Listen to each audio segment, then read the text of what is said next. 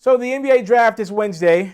The Minnesota Timberwolves have the number one pick, and all signs are pointing to the Timberwolves locking in on Anthony Edwards out of Georgia as their number one pick.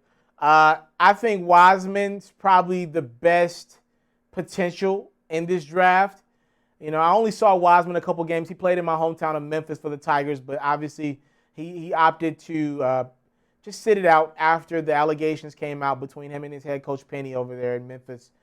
Wiseman has not worked out for for Minnesota. Wiseman has not worked out for Minnesota, not one time.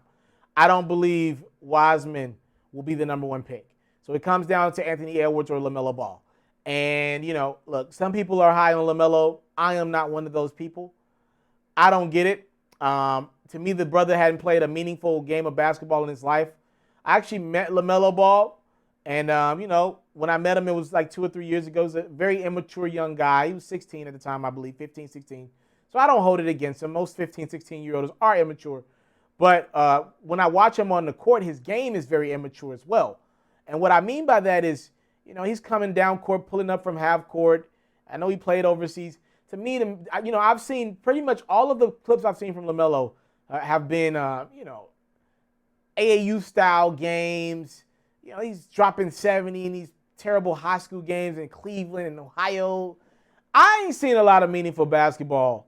You know, I just watched a triple header last week on ESPN, and I watched some damn good high school basketball. I watched Chet and Imani Bates go down to the wire. I watched some damn good talents in the upcoming drafts, we believe. I watched them compete their behinds off last week.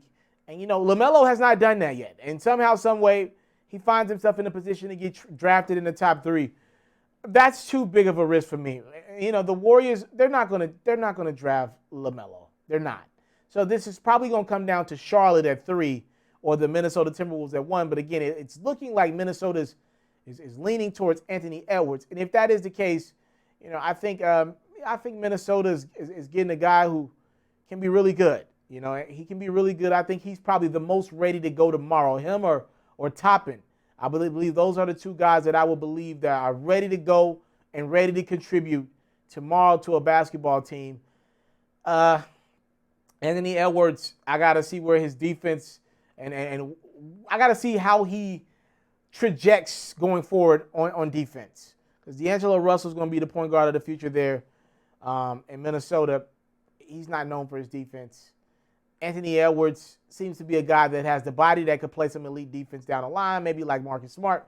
He's not there yet, but I do believe he's the pick for Minnesota at 1. You know, it's somewhat of a big 3. Still very young, but you'll have Russell, Edwards, and Towns. I mean, these are all, that's what, that's 2 number 1 picks and 1 number 2 pick. So, I mean, you got some talent in Minnesota. You just got to put all these pieces together and build and grow.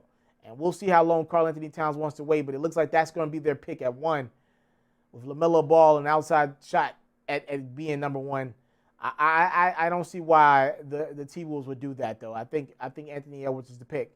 And I think it's the right move. If you can't trade out of it and try to get in some of those drafts in the future, I think you go Anthony Edwards there at number 1.